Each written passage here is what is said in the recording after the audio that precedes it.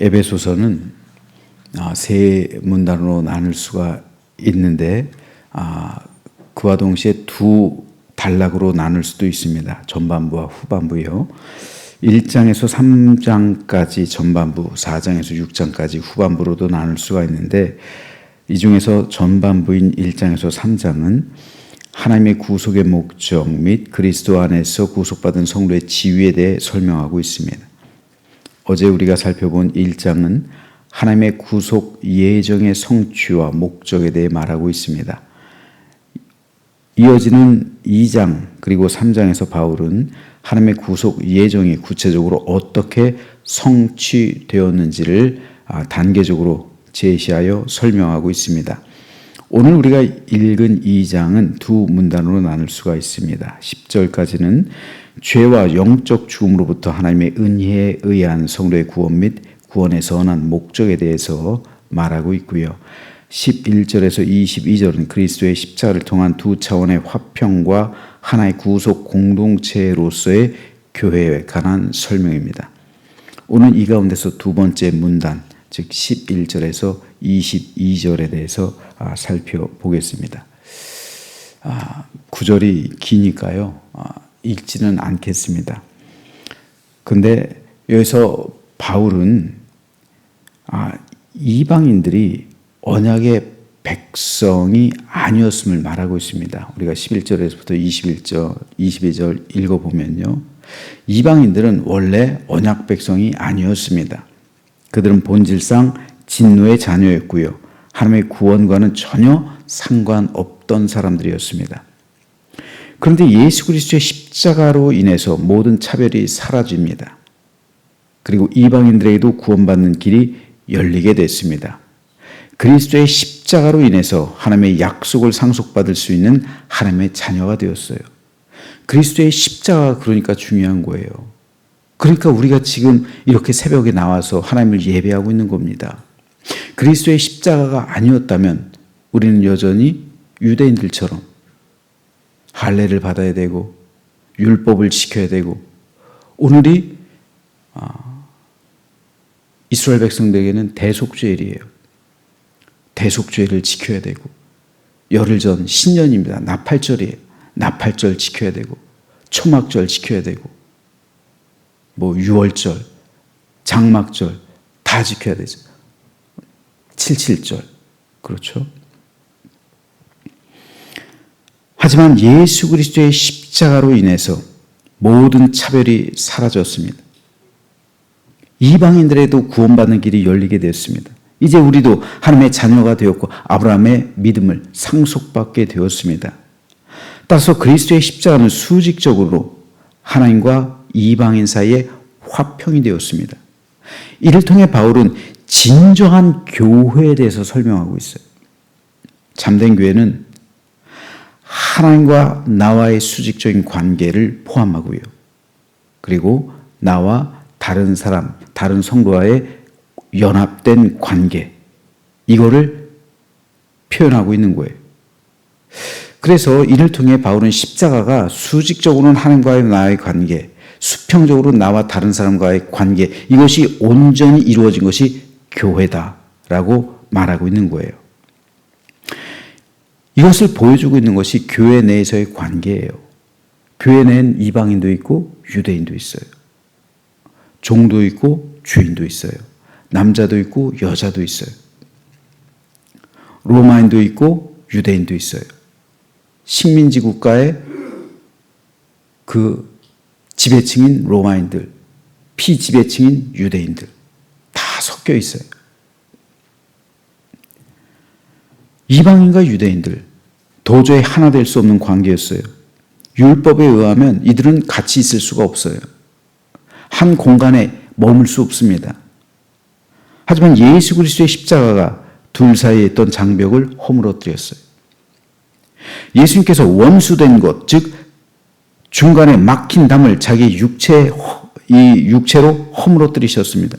그래서 이제는 전에 멀리 있던 너희가 그리스도 예수 안에서 그리스도의 피로 가까워졌다는 거예요. 따라서 그리스도는 우리의 화평이신지라 둘로 하나를 만드사 자기 안에서 한 새 사람을 지어 화평하게 하시고 또 십자가로 이 둘을 한 몸으로 하나님과 화목하게 하려 하십니다. 라고 바울은 오늘 본문 14절에서 고백하고 있는 거예요. 그러므로 모든 세상에 원수된 것이 그리스도 예수의 십자가로 소멸되고 화목하게 되었다는 거예요. 세상에서 원수된 것, 이 원수의 관계가 십자가 안에서 허물어진다는 거예요. 그래서 화목하게 되었다는 거예요. 이게 교회예요. 교회 안에서 모든 신념의 벽이 허물어지는 거예요. 원수된 것이 화목하게 되는 겁니다. 그리스도의 십자가로요. 그래서 이제부터는 하나님 나라에서 너희는 형제요 자매가 되어서 동일한 하나님 나라의 유업을 상속받게 되었습니다. 친로마주의자였던 세리, 반로마주의자였던 독립투사 열심당원, 어떻게 이 둘이 오늘 우리 민족으로 말하면 친일파 앞잡이와 순사하고 독립투사하고 한 공간에 있는 거예요. 이게 예수님의 제자 공동체예요. 어떻게 이게 가능합니까?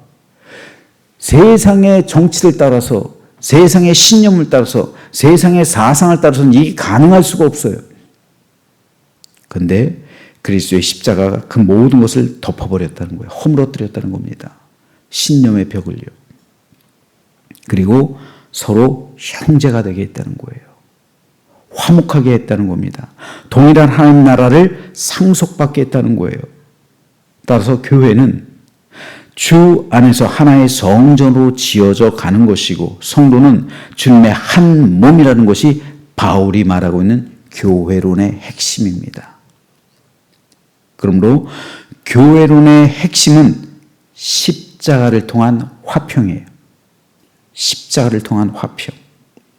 모든 원수된 것과 막혀있던 장벽이 십자가의 은혜로 허물어진 거예요. 수직적으로는 나와 하나님과의 관계, 수평적으로는 성도와 성도의 관계입니다. 그래서 초대교회에서는 유대인과 이방인이 교회 안에서 하나가 되었고 남자와 여자가 동등하게 되었고 주인과 노예가 형제라고 불러요. 세상에선 주인이에요. 그리고 노예예요. 그런데 교회 안에선 형제예요. 야, 이거 엄청난 사건인 거예요. 모든 차별과 장벽이 사라져요.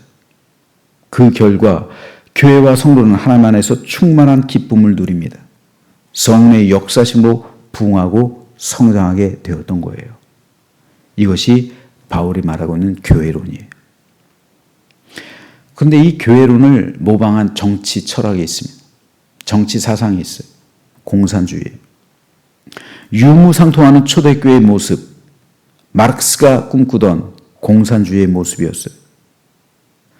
마르크스가 주장하는 공산주의의 특징은 한마디로 유물론이에요.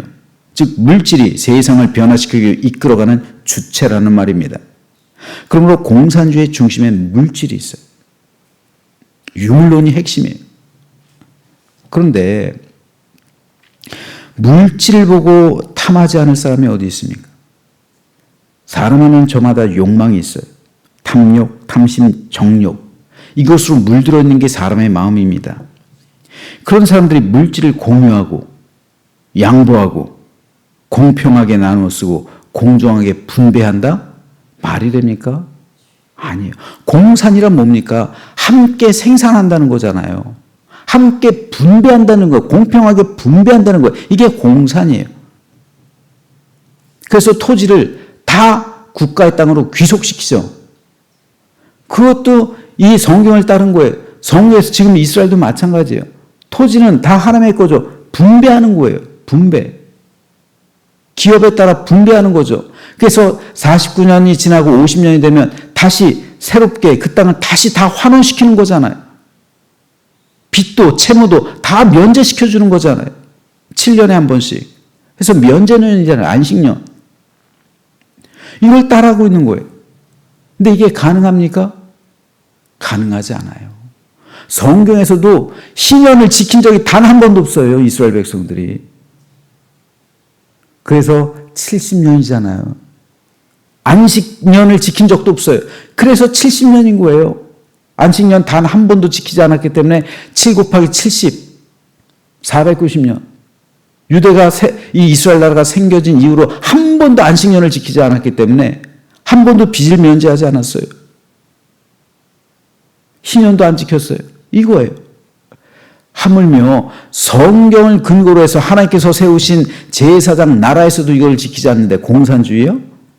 지킬 수도 없는 거지요. 안 되는 겁니다. 그러니까 부익부 현상이 공산주의에서 더 심해요. 공산당 지도부는 상상할 수 없을 정도의 돈을 가지고 있습니다. 반면 하층민들, 일반 서민들은 가난에 허덕이는 거예요. 물질이 중심이 되고 물질이 세상을 이끌어가니까 공산주의 체제는 시작부터 이거는 안 되는 거예요. 이거는 공산주의는요, 이론만 그렇지 사실 공산주의가 실현된 적은 단 한 번도 없어요. 이건 사회주의라고 불러야지 공산주의라고 부르면 안 되는 거예요. 그 자체로서 실패한 겁니다. 있을 수가 없는 거예요. 그 중심에 물질 있는 세상, 그걸 공평하게 나눈다는 것, 절대로 초대교회가 될 수 없는 거예요. 그런데 초대교회는 이게 됐잖아요. 초대교회는 됐어요. 어떻게 됐을까요, 초대교회는? 초대교회는 사도들 비롯해서 모든 주의 백성들이 다 자신의 것을 다 드렸잖아요. 땅도 팔고, 바나바처럼 집도 팔고, 다 드렸잖아요. 어떻게 됐을까요? 그 중심에 십자가가 있어서 그래요. 십자가가 있고 구원이 있고 영생이 있으니까 그게 가능한 거예요. 성령께서 임재하시니까 이게 성령께서 임재하시고 성령께서 주인이시니까 성령께서 감화, 감동, 역사하시니까 이게 가능했던 거예요. 어떻게 우리 어머니 그 과부가 한평생 모은 그거를 교회 건축한다고 그걸 드릴 수 있었을까요? 그걸. 성령께서 임하시니까 이게 가능했던 거예요, 이게.